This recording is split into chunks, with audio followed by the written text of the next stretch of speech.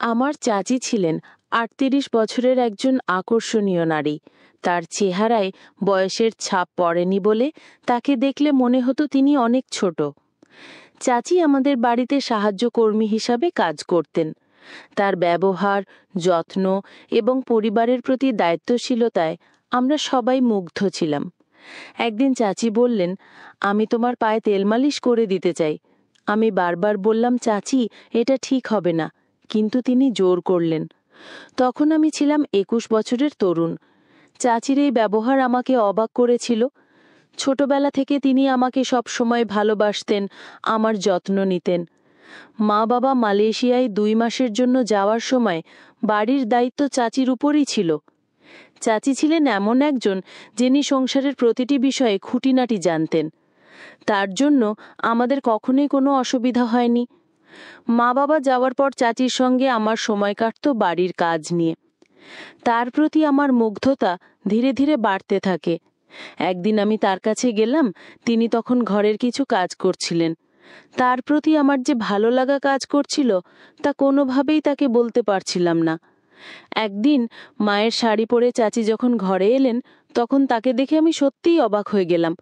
শাড়িতে তাকে এত সুন্দর লাগছিল যে আমি কিছুক্ষণ তাকিয়েই রইলাম। তিনি বললেন, তোমার মায়ের শাড়িতে আমাকে কেমন লাগছে সুমন? আমি কিছু বলতে পারলাম না। তার সৌন্দর্যে আমি মুগ্ধ হয়ে গিয়েছিলাম। পরবর্তী কিছুদিন চাচি আমাকে ছোটবেলার স্মৃতিগুলো মনে করিয়ে দিচ্ছিলেন। তার সঙ্গে গল্প করতে করতে আমি আবেগপ্রবণ হয়ে পড়তাম। তিনি অনেক আন্তরিকতার সঙ্গে আমার সব কাজে সাহায্য করতেন। একদিন গোসল শেষে কাপড় পরিবর্তন করার সময় চাচি হঠাৎ আমার ঘরে চলে আসেন। তিনি বললেন, সুমন, তোমার শরীরে একটু তেল মালিশ করে দিই। আমি বারবার অস্বীকার করলেও তিনি জোর করতে থাকেন।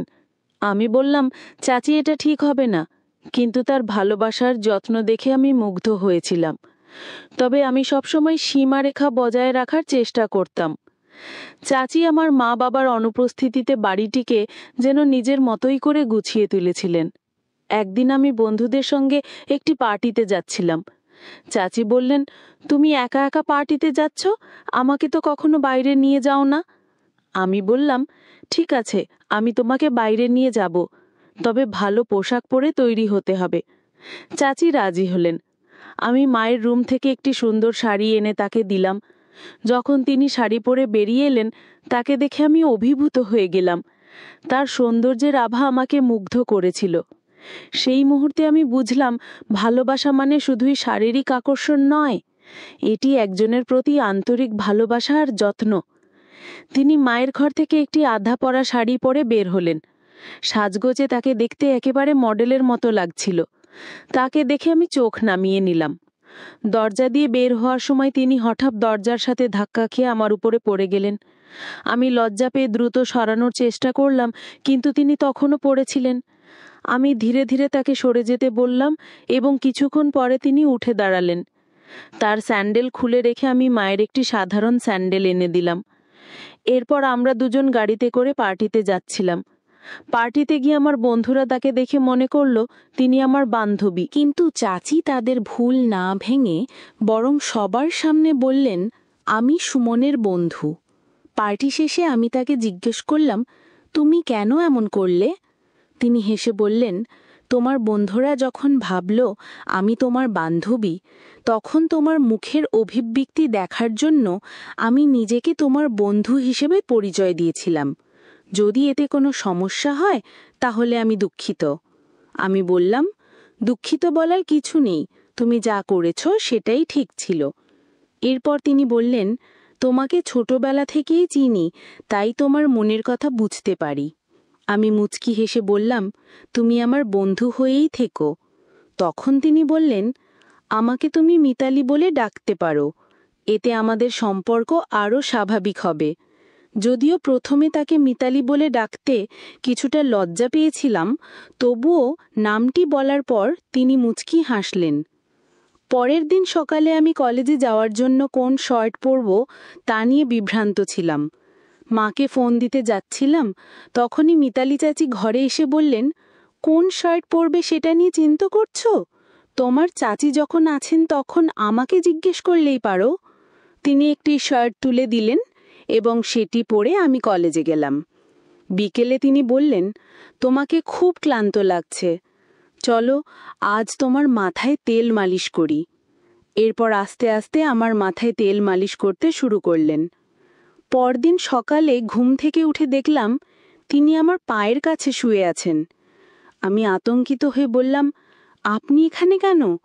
তিনি বললেন, আমি শুধু তোমার কাঁধে হাত রেখেছিলাম আর তাতেই তুমি ঘুমিয়ে পড়েছিলে। তোমার মা কি কখনো তোমাকে এমন মালিশ করে দেয়নি?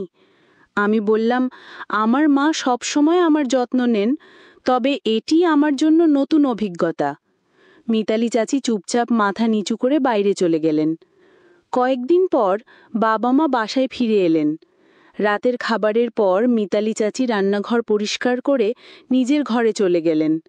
আমি সেদিন রাতে তার ঘরে গিয়ে বললাম, আজ আমাদের বেশি কথা হয়নি, তাই তোমার সঙ্গে দেখা করতে এসেছি।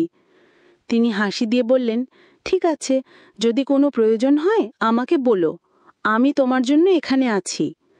পরদিন সকাল 9টার সময় উঠে দেখি নাস্তা এখনো তৈরি হয়নি।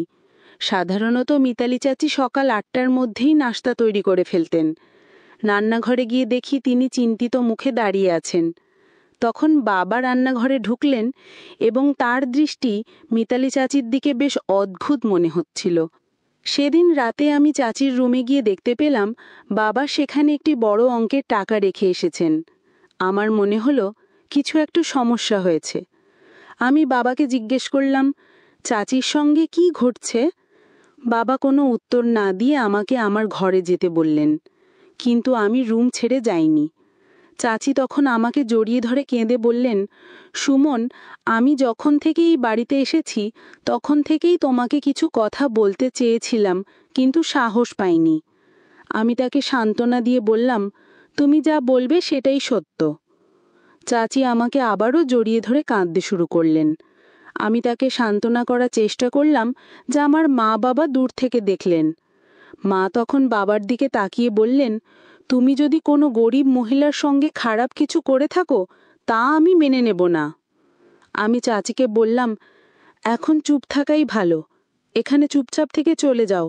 কিন্তু হঠাৎ চাচি চিৎকার করে বললেন, আমি আর চুপ থাকতে পারবো, আমি সুমনকে সব সত্যি বলবো।